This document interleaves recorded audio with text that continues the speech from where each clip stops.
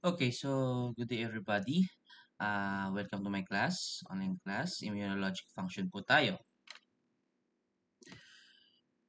Immune function po natin, we have 4 po at i-discuss po natin yan isa-isa. For the innate defense system, we have external and internal. For the word external, of course, ito yung nagpo-protect sa atin from pathogens, no? Yung initial barrier ng katawan natin, which is this includes skin, mucosal lining, etc. While sa internal naman, ito naman na yung mga antimicrobial proteins natin. Okay? Also, we have histamine response. It increases the temperature that leads to increased metabolic rate, specifically doon sa target or damaged organ, and it promotes vasodilation. And of course, fever, while the body is febrile, no? The liver suppressed the excretion of some nutrients. This includes the zinc po, no? Tsaka yung mga protein. Of course, kapag nagkaroon tayo ng infection sa body, no?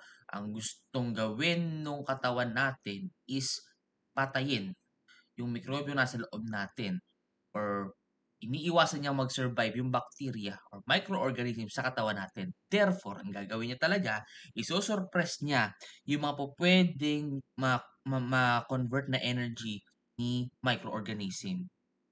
Especially the zinc, no? Kaya, kapag tayo naglalagnat, no? Matamlay tayo, ano pa po? Walang panlasa. Kasi, surpress po ang ating zinc sa katawan. Okay? Next, phagocytic immune response. So, after ng number 1 natin, the innate, eto na po yung pangalawa. Phagocytes, it engulfs foreign microorganisms in the body. It uses monocyte po. Divided into two. The free type, which is ito po yung present sa bloodstream, and fixed type, ito po yung present sa organ. Okay? Sa mga organs natin, sa GI natin, sa lungs natin, yan. So on and so forth. Next is neutrophils. It also engulfs other microorganisms, no? Itong neutrophil, nagsiself-destruct to after niyang kumain ng mikrobyo. At kapag nag-self-destruct siya, ito po yung nagiging nana or pus. Okay? Yan po yun. Ngayon, alam mo na kapag nagkasugat ka, may nagkaroon ka ng nana, halimbawa, yung sa kuko mo, nagkasugat ka, kanana ka, alam mo na yun kapatid. That is the byproduct of your neutrophils na nag-engulf ng bacteria. Ano treatment doon? Of course, tatanggalin lang yung nana. Yun lang. Next, of course, antibiotic therapy din. Next po, the natural killer cells. Kills your own cells if infected with virus, okay? And it triggers apoptosis, no? Or also known as the cell death program. Okay? Paano niya po ginagawa 'yon? Yung si natural killer cell, kapag may nakitang malignant or infected na cell ng katawan natin, parang kinakalabit niya yun, oy, i-program mo yung sarili mo, mag-suicide ka. Yung cell naman na kinalabit niya or tinrigger niya, magsi-cell death or magsi-cell lysis death. Ganun po yun. Okay? Next, third, humoral immune response. Ito na yung mga ating antigen. Foreign particular matter na not normally found in the body. So yan. Yung antigen po na to, ito na yung mga nag-i-invade na sa katawan natin, no? At ang nag-trigger at isa sa mga lumalaban dito ay ang ating B lymphocytes. Yes, alright. It is divided into two, kapatid. We have the memory cell. It can distinguish enemy and to ally, no? Siya yung nagpe-prevent para makilala ng B cells natin kung sino talaga yung kakampi ng katawan natin or kalaban. Mahalaga po yung memory cells na yan. Or else, magkakaroon tayo ng friendly fire doon sa cells natin kung wala ang memory cells. Okay? Next is the effector cells. It destroys the antigen. Okay? It binds to microorganism using endoplastic reticulum which is a protein binding. Naalala niyo sa cells niyo, yung kayo first year pa lamang or nung high school pa lamang, pinag-aralan niyo the mitochondria, endoplasmic reticulum, the nucleus, and etc. Ayan po. Endoplasmic reticulum po yung nagpo-promote ng protein binding natin sa cells po. This area is considered antibody factory that releases free float antibodies. Yan po. Kaya po nagkakaroon tayo ng free float antibodies sa bloodstream. Alright. And it can be optimization or marking the cells in case na kakalabanin niya yung specific microorganisms. Pwede niyang gawing optimization. Tatantusan niya yung affected cell. Tapos yung the rest na antibodies natin or yung immune response natin yung kakalaban dun sa cell na yon. Or kung hindi niya magagawa yon, pwede niya namang gawing neutralization by blocking all the binding site nung microorganism na yon.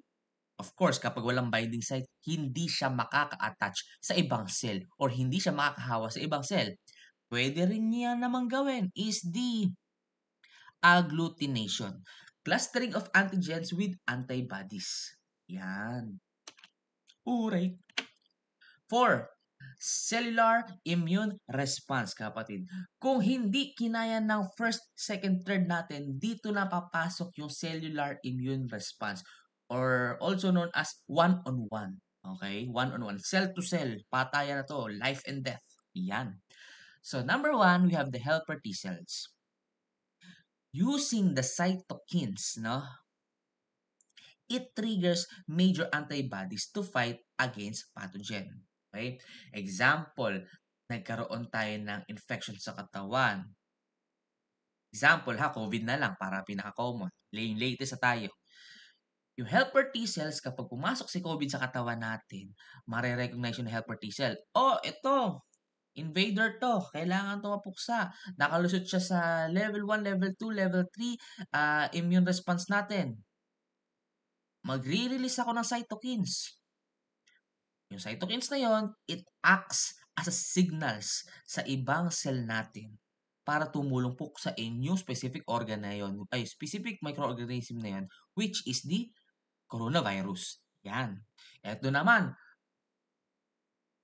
mag-trigger na ngayon si cytotoxic T-cell, which is siya na yung tipong warrior, talagang tunay na talagang pangmalakasang pangpardagulan, no?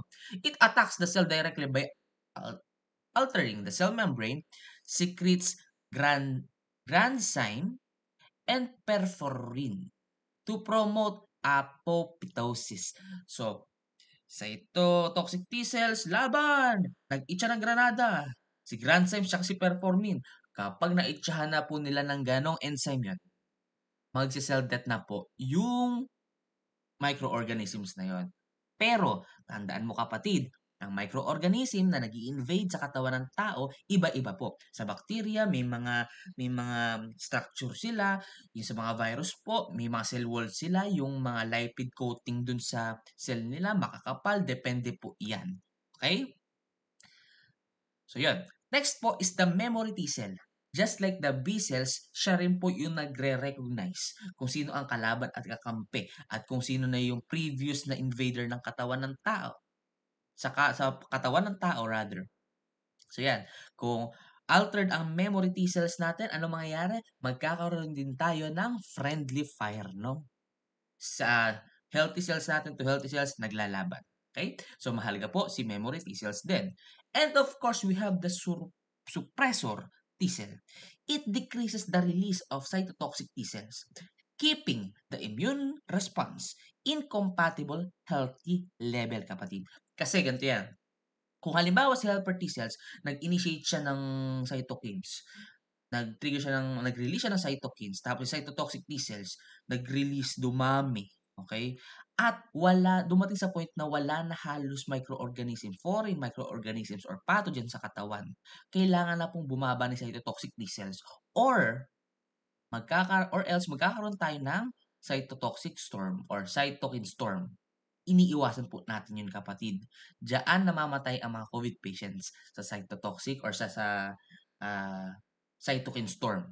Too much cytokine triggers sa cytotoxic T cells, kawawa ang katawan. Kaya kailangan natin ng magsusurpress sa kanya or aawat sa gulo, which is eto na yon, si suppressor T cell. Once the neutrophils or phagocytes engulfs its target, it releases MAC. Yung MAC po na to, it is a specific protein. It is a byproduct of the engulfed organism and released to the antibody cell wall. Yan. Kumbaga sa mga katutubo nating mga ninuno, 'di ba? Dati 18 Forgottens kapag ang mga ninuno natin ay nakapatay, yung mga buto ng mga napatay nila nakakwintas po sa kanila. Gano'n din po si cells natin, si neutrophils tsaka si phagocytes, 'yan. So yun po, we have types of immunity. Ito po yung ating acquired immunity, no? So immunity, you develop during your life. We have the active immunity and passive immunity. For the active immunity, ito po yung na-expose ka sa specific pathogens, no? We have the natural, which is ito po yung recent exposure mo sa sakit. While the artificial active immunity, ito naman po yung galing sa vaccination. Okay? At yung vaccines po, it is composed of weakened or dead pathogen cells po or pathogens. Next is the passive immunity. Ito po yung immunity na nakukuha natin sa iba. Okay? Which is, we have the natural passive immunity na nagmula kay mother, sa gatas, sa placenta, etc. Okay? Next is the artificial. Ito po yung na-acquired natin through immune serum medication. This includes po yung mga pwedeng blood transfusion na may immunity, parang nung nangyari sa COVID and so on and so forth. Next po, let's discuss the immunoglobulins. Actually, there's a lot of immunoglobulins or globulins sa katawan. Pero yung immunoglobulin, it composed of 5 po, no? Common po. IgM po, ito po yung pinaka-common sa ating antibodies, no? It is secreted by the B lymphocytes after infection. Next po is the IgG. IgG po is the most abundant antibody and one of the most effective at fighting infection po. So yan. Etong IgM at IgG, dati iyan ang isa sa mga chine-check kapag na-expose ka sa COVID. Yan. Next po is the IgA. It is expressed in mucus releasing tissue. Okay? Siya po yung reason kung bakit ang ating saliva, ang ating secretion sa lalamunan, sa ating respiratory system, sa ating luha. Yan po ang reason kung bakit may antibacterial properties yung mga na-mention ko. It is because may lysozyme, it is composed of IgA. Yan. Next is the IgE. It involves in allergic reaction plus kulang dito, parasitic infection po. While the IgD, okay, actually unknown pa rin ang function nito pero common po ito sa supporting the B lymphocytes and T lymphocytes po. Next, we have the health assessment. Para natin i-health assessment ang patient nating may problema sa immune response niya, we have the age. Kapatid, due to advancing age, no? Bumababa po ang ating production ng immune or ang response sa ating immune system. This includes yung pagre-release ng ating mga helper T cells, B lymphocytes, macrophages, yan po, and so on and so forth. Sa bata naman, kapag too much na young pa lang, no, konti pa lang ang immune, hindi pa gano'n nakaka-cope yung body nila sa infection. Next is the nutrition. Depende po yan sa ini-intake ng pasyente nyo kung paano po magre-response yung katawan niyan. Example, ikaw na nakikinig, no, hindi ka pala kain ng gulay, puro kataba, ayan. Napaka-unhealthy ng diet mo, ayan tuloy. no? Nung nagkasakit ka, walang makuha na pang-support yung katawan mo dun sa mismong mga cells niya 'no, para mag-survive. Kasi ginawa mo puro ka taba, puro ka milk tea. Yung tipong magmi-milk tea ka ng isang araw, nakakadalawang baso kang milk tea, pero sa tubig na iniinom mo kapatid 'no, one 1 ml lang 'no, awit. Infection and immunization kapatid. Kasama rin po 'to sa health assessment natin kung ano yung previous na na-experience niya or na-expose siya, kung saan siya na-expose, and of course yung immunization niya. Next is the allergy. Next is the medication. May mga ibang medication na nakakakuha ba ng immune response. This includes the steroids, the NSAIDs, etc. And of course, lifestyle po. For the allergies, of course, exposure po yan sa allergens. Diagnostic evaluation. Paano po natin i-evaluate yung may taong may problema sa immune response? Ayan po, binulitize ko na lang po. Leukocytes and lymphocyte cells. We have the WBC count and bone marrow biopsy. Humoral immunity test, total serum globin. Cellular immunity test, we have the cytokine production and lymphocyte count, which is ginamit to nung kasagsagan ng COVID, lalo na't nung wala pang vaccination. Complement component test, we have the radial immunodiffusion or different assay din. Hypersensitivity test, the radioallergosorbent test. Pwede rin dito yung scratch test, etc. Next is the HIV test. We have the ELISA, CD4 and CD8 count, P2 antigen, and polymerase chain reaction or the PCR. Yan. Next, moving forward po, we have the hypersensitivity. We have 4 types po. Number 1, we have the anaphylactic. Type 1, hypersensitivity. It is a severe form of hypersensitivity characterized by edema in many tissues, including larynx po. At kapag inflamed ang ating larynx, what will happen? O pwede pong hindi makahinga si pasyente, hindi makakuha ng enough oxygen, mamamatay sa shock. It requires exposure in specific antigen and histamine activation para mo masabing ikaw ay nag-undergo ng anaphylactic hypersensitivity. Ano ang treatment ulit kapag nagkakaroon ka ng anaphylactic hypersensitivity? Yung ating mga antihistamine medication. Kung hindi kinaya ng anti-hypersensitivity medication natin, ano ang gagawin natin? Epinephrine 0.3 mg either IV or IM po. Okay?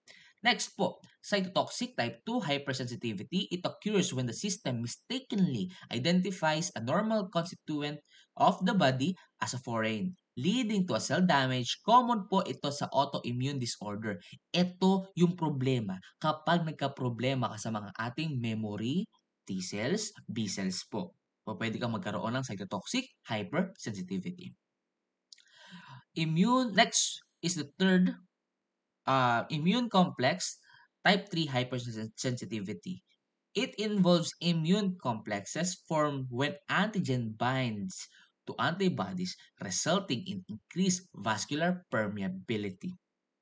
Next is the delayed type or the type 4 hypersensitivity, which is ito yung pinaka-least type ng hypersensitivity. It is cellular hypersensitivity occurs 24 to 72 hours of exposure to allergens po. It is a very common in cosmetic and topical medication. Example, nag-ECG ka, 'di ba? Nag-ECG ka or cardiac monitor kayo sa pasyente niyo. Yung mga patches na nakadikit sa dibdib ng pasyente niyo after makauwi ng pasyente, tinanggal na yung patches na yun, nagkaroon sila ng kate-kate, yun po ang example lang delayed type na hypersensitivity. That's it. Ang dali. Basic na basic. Sige, dahil po tayo nasa immune response po tayo, let's discuss po isang matulin, yung human immunodeficiency virus, also known as the HIV. Pag po lumala, naging chronic ang kanyang HIV, what will happen? It can convert po sa term na AIDS or acquired immunodeficiency syndrome. Okay. HIV daw po, kung saan nagmula, sa chimpanzee daw po in Central Africa. Yan po, studies show that HIV may have jumped from chimpanzees to human as far back as the late 1800s. 1800s? Wow. 80s. 1880s ba? Yan. The chimpanzee version of the virus is called simian immunodeficiency virus na pasa daw po 'to sa humans dahil daw po na contact nagkaroon ng contact ang infected na chimpanzee dun sa blood ng hunters. Over decades, HIV slowly spread across Africa and late into other parts of the world. Oh no, the virus has existed in United States since at least of the mid late 1970s. Ito kapatid, dati yung pinakaunang case nito na napag-alaman sa US, sa California, as far as I remember sa mga natiran kong orientation, which is isa lang naman sila ng sinasabi, nagsimula daw 'to nagkaroon daw 'to ng case sa US, sa California, 3 babae parang papakita ng signs and symptoms ng may pneumonia. Nung nag-aaral ng mga doktor bakit hindi gumagaling sa mga antibiotic therapy sa pneumonia, yun pala meron silang AIDS na po. So yun. Mode of transmission po natin, only certain body fluids from a person who has HIV can transmit HIV po. These fluids includes blood, semen, cum or yung tamod, pre-seminal fluids or yung pre-cum, yung transparent fluid, yung wala pang gata, rectal fluids, vaginal fluids, and breast milk po. Kaya pag nagpapadali si mother, kailangan po ma-sure po natin na hindi siya HIV positive. Yan. Pansinin niyo, yung mga fluids na 'to, bukod sa rectal fluids lahat yan, blood, semen, pre-seminal fluids, vaginal fluids, breast milk. Ano po ang napansin niyo? Lahat yan may normal or close or neutral pH balance. Therefore, kapatid, ang HIV, no, hindi yan magso-survive sa alkaline or acidic environment. Mo na. So, pagka dumura ka, laway mo, nakipaglaplapan ka sa boyfriend mo, sa girlfriend mo, sa partner mo, sa multiple na partner, no? As long as wala kang ulcer or trauma sa labi or sa gums mo, wala kang cavity, hindi ka pumahawa ng HIV through kissing. Okay? Kahit lumaklak ka ng sanggalong laway nun, wala yun. O, paano daw po napapasa yung HIV sa isang tao to another? Anal sex po ang pinaka-common, no? Anal sex po kasi may penetration po, no? Ang common yan sa mga male to male na sex, no? Anal sex is the riskiest type of sex po. Yung tipong maglalagay sila ng lubricant, pero kasi kapag kasi nag-anal, nagkaka-trauma po kasi sa puwet yun, no? At puwedeng yun ang mag-cause yung passage or yung crack na yun, no? Yung fissure na yun, kung ano man yung magiging trauma sa puwet nung isang lalaki. Tapos yung pagkakaskasan nila ng hotdog na may chocolate, yun, yung pinaka-riskiest. Next po, vaginal fluids po and blood can carry HIV. Yun po, kapag nakipag-sex naman tayo sa multiple partner naman din natin, no? Lalaki, babae, pwede rin po. Kasi yung sinisikret nila, naalala nyo yung reproductive system nyo sa anatomy nyo, ano po ang nangyayari? Nagiging normal po ang pH 'di ba ng kipay at ng vagina natin at ng daloy ng ihi ng lalaki 'di ba? Na magse-sex, yun mabubuhay ang dun, yung HIV virus dun. The foreskin of the penis isn't circumcised, merong small cuts, may scratches, may open sores doon sa penis or sa vagina, pwede po dun magkaroon ng transmission.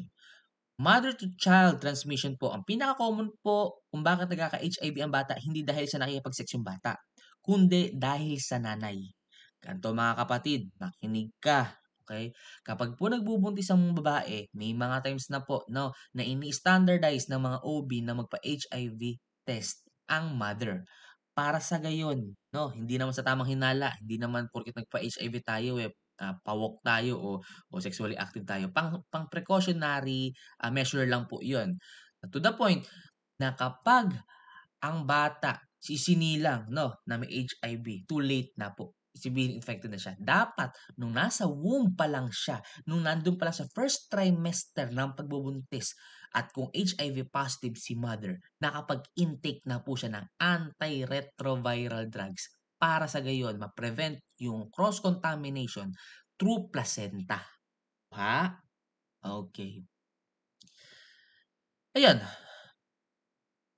Tapos ayun, sa mga nag-a-addict, yung mga sharing ng drug injection. Sa Pilipinas naman, hindi naman common yung sharing ng ng needle sa mga drug addict kasi alam mo naman tayo 'di ba, pinaka-common, substance abuse sa'tin is yung, ano ito, marijuana tsaka yung mga bato pero ang pinaka-common na nakita ko sa daan rugby, oh, 'di ba? Ganon tayo kahirap 'no, 'di tayo makakapag-IV or makakapag-needle. Ano pa po, 'yun, pupuwede rin tayong magkaroon ng HIV dun sa mga open cuts natin tapos maa-attach dun sa open cuts din ng infected HIV patient 'no. Halimbawa, nakipag-kiss ka tapos may crack sa lips yung kinis mo, eh, ikaw rin meron ka ring crack sa lips 'no, ta's may dugo din, ayun puwede kang mahawa dun, mga gano'n. As long as may open wounds, cuts, or something neutralize ang acid, puwede ka pong mahawa dun. Sir, question, kasi online test tayo. Paano halimbawa kapag job ako nung babae 'no? Tapos yung babae may HIV. Mahawa po ba ako? Binlowjob lang naman ako nun. Depende yun kapatid, kung meron siyang oral cavity, kung meron siyang oral ulcer, tapos, sinumpak ka niya, ayan, may chance. Pero kung wala siyang sa nabanggit ko, okey, tapos, safe sex tayo, may condom ka pa, hindi ka mahahawa nun. At the same time, yun yung acidity ng laway nung nag-blowjob sa'yo. Same as sa babae, ganun din po.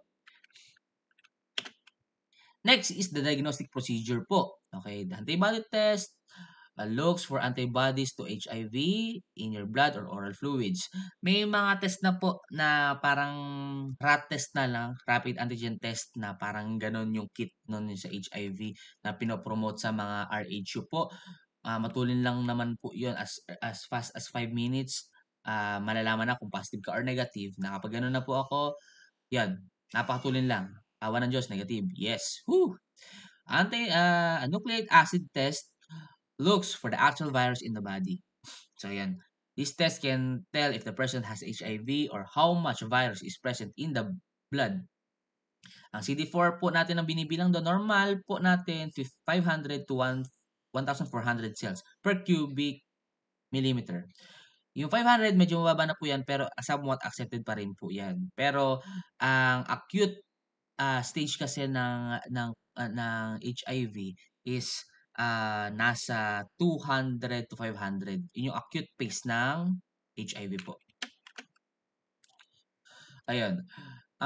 Hindi saan ba ako? Ayun, hindi pala na-mention dito yung kung paano totally na-i-infect yung body 'no. So meron po 2 types ng HIV, HIV-1, HIV-2. Yung HIV-1 po, yun po yung pinaka-common. HIV-2 po, common po yan sa mga Africans, pero rare po yun, okay. Ngayon, ang ang HIV virus po, okay, meron po yang mga viral envelope po 'no, may coating yan. Yung GP120 tsaka yung isa pang GP nakalimutan ko na, search niyo na lang. Yung sa GP40 something, ayan yun pala. Yung HIV virus mag-a-attach siya sa CD4 cell. Yung CD4 cells na yon, present po yun sa T helper cells, yung diniscuss ko kanina kung sino yung nagbibigay ng cytokine. Macrophages, meron din po yung CD4 cells. Dendritic cells, meron din po yon na CD4 cells. So, pag nag-attach sila doon, ano mangyayari? Si ah, si HIV genomes po, papasok po siya sa cell through CD4 cell receptor. Then, magkakaroon po ng transcription of DNA sa loob na ng cells na in-invade nung HIV cell. Next po, kapag nagkaroon na po ng transcription of DNA po, yung mismong DNA na yun makakapasok sa nucleus dong it's either helper T cells nga, dendritic or macrophages. Once na nakapasok na siya sa nucleus, magkakaroon na po siya ng another protein synthesis at doon na magre-release ng panibagong virus. And so on and so forth hanggang sa lalabas na si HIV virus dun sa sa host cell, sa pinanggalingan niya, mag-i-invade na naman siya sa another cell. Jump in lang siya hanggang sa dumami siya. Okay? To the point na nauubos ang ating CD4 cell count at fine-friendly fire na siya ng mga iba nating immune cells. So, yun. Ayan, CD8 cells and natural killer cells, sila po yung pupuksa sa host cell. Yan. So, meron tayong acute phase, meron tayong chronic phase. Sa acute phase po, ito po yung less than a year or less than 2 years po. Ang pinaka-common po dito na signs and symptoms is flu-like symptoms lang. Flu, literal na flu. As in, para ka lang may trangkaso. Yun lang. Ang count mo nun, 200 to 500 T cells cubic millimeter. Ngayon, kapag yung CD4 cells mo bumaba in less than 200, ayan na po, dito na po papasok yung chronic stage natin, which is 2 years to 10 years po. HIV, kung less than 100 na yung CD4 cells mo, it can convert, or less than 50, it can convert na po saan? Sa AIDS po. Yan. So, yun. At kapag kayo'y nagkaroon na ng chronic, no, common, hindi na iba sa inyo kung magkakaroon man yung pasyente ng pneumonia, fungal infection, apakadali nilang mahawa ng sakit. Okay? Common din, TB. Yan. Since tayo third world country, ang TB po, ang na-TB na microorganisms ay present lang po diyan sa hangin ng Pinas. Ganun po tayo kahirap. Okay? So, yun. Treatment po. Of course, ang pinaka the best po diyan is prevention muna, no? Prevention, okay? Ano pa, paano niyo po, safe sex po. Tapos do not share the needles, blood transfusion kung hindi naman na gano'n taas yung case sa blood transfusion. Kasi chine-check naman yung mga ng blood banks yung blood natin kung infected ng HIV or not. Ano pa ba? Yun, maging faithful tayo sa mga partners natin kasi may mga point na si lalaki faithful sa asawa niya, siya lang yung partner niya. Kaso si babae pala, may maraming naka-partners bago naging sila. So, yun. Or vice versa. So, ganun po yung mga case ng iba. Ano naman siya lang naman nakaka-sex ko Bakit ako nagkaroon ng HIV? Ang tanong, sino yung nakaka-sex nung kasex mo? Baka dun nagkaroon ng hawahan. Yan.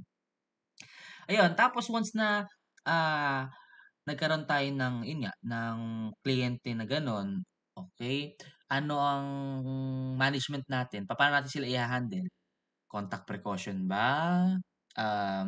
Airborne precaution ba? Droplet precaution ba? Ano ba? Ang pinaka-answer po do'n kapag may nagtanong, standard precaution lang po. Hand hygiene lang, yun lang. Huwag kayong mag-gloves kapag magha-handle kayo ng patient na may HIV. Okay? Discrimination po 'yun. Kasi hindi ka naman mahahawak kung hindi blood to blood blood to blood, or sexually hindi kayo nag-sex nung pasyente. Okay? 'Yun po. Break natin stigma. Healthcare provider po tayo, dapat po mas alam natin yan kung paano i-handle. Okay, moving forward. For the treatment po, HIV treatment po, antiretroviral therapy lang po. Okay, o ART. Yan po ang pinakaano. Then there's no cure in HIV, but you can control it with HIV treatment, which is the antiretroviral drugs. Magte-take ka lang nun na magte-take. Araw-araw ka lang magte-take nun. Pupunta ka sa RHU, bibigyan ka nila ng antiretroviral drug. Tapos may mag-monitor sa'yo sa mga HIV or hygiene clinics.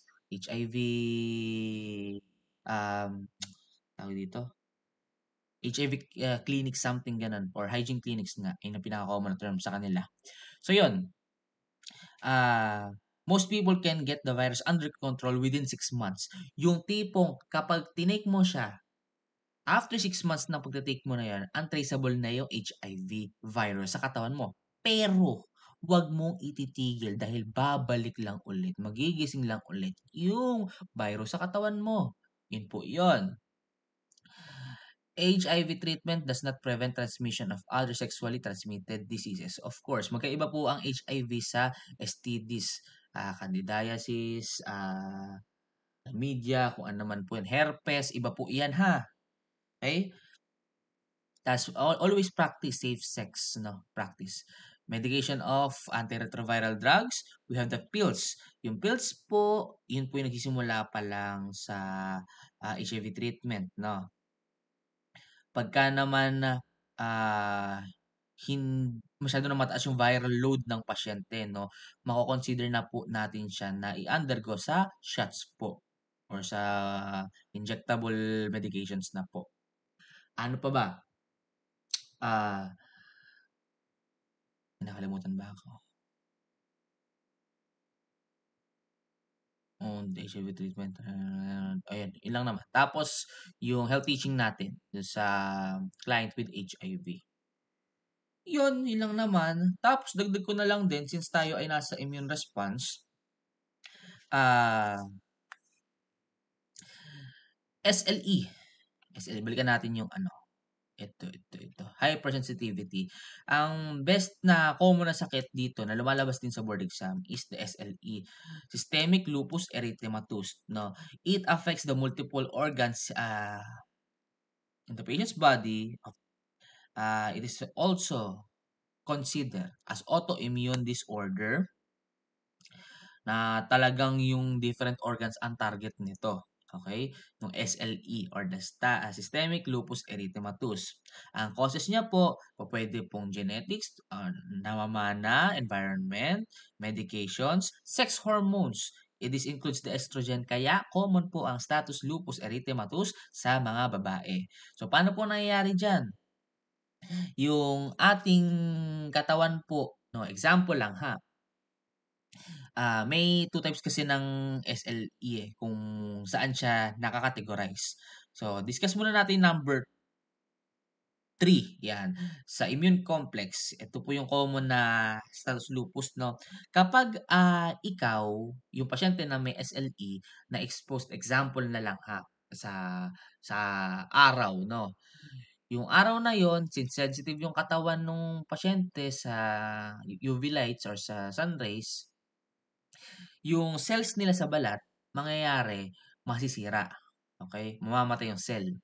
Pag namatay yung cell na yon, yung content present sa nucleus ng cell na nasira, lalabas po. Ngayon, matitrace ni B cells yun. Magre-response si B cells, shit, merong foreign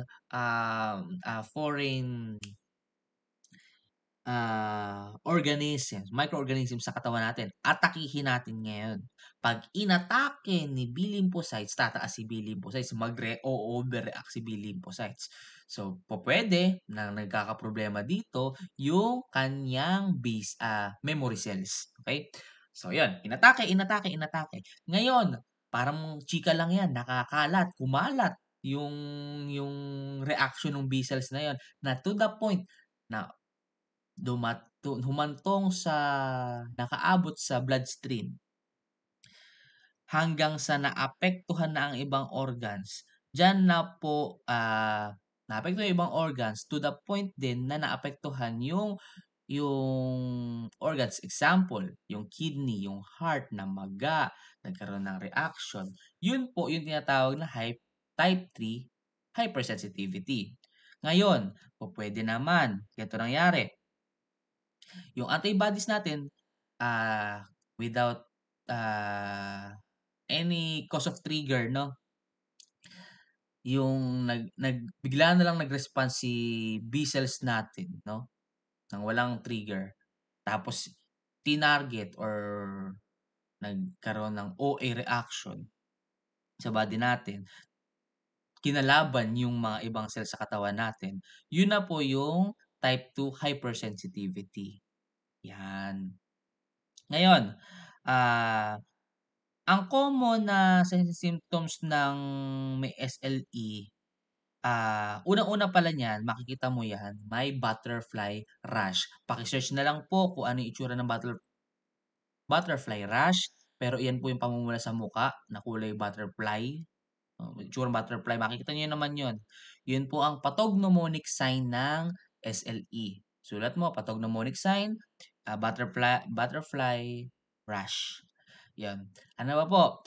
Signs and symptoms po na common. General po, fever, joint pain, rash, weight loss. Pero, example kapatid, yung SLE is naapektuhan yung major organs, dito na papasok yung specific signs and symptoms natin. Example, naapektuhan ang ating kidney. Okay, namaga yung outer coating ng kidney natin or yung kidney itself natin. Pwede tayo mag-decrease output, etc. Okay? So, yun po. Ganun din sa heart. Ganun din sa joints. And so on and so forth. Paano po natin i-diagnose yung may SLE? Ayun, number 1 nga, yung butterfly rash. Kapag nakita mo na yon, pathognomonic signs, confirmatory, ay pwede natin i-confirm na may SLE yung pasyente. Next is the ulcer. Check natin kung may ulcer sa mouth and nose yung pasyente. Next is nagkakaroon siya na serositis or yung pamamaga ng serous area ng katawan ng pasyente. This includes pleuritis, pericarditis, etc. Next is arthritis. Pagka nagkaka-arthritis yung pasyente, consider na rin po natin yon. Yung mga major criteria na yon, lahat yun pwede natin i-consider as SLE. Next is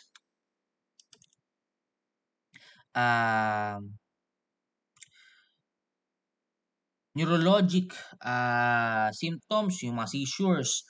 Next is hematologic disorders. And we have yung pang-check talaga ng SLE. We have the anti-nuclear antibodies and the yung mga anti-anti na test na yan, which is anti-Smith, anti-dsDNA, anti-phospholipids. Yung mga na-mention ko na yan, yan po ang pan-check ng SLE. Okay. Any treatment po sa SLE? Meron po ba? Meron ba? Kapatid, meron po. De, joke lang, wala. Ang gagawin mo lang dyan, preventive measures para ma-prevent mo yung pag-progress ng SLE. Yun lang po. So, yun. Thank you so much. Bye.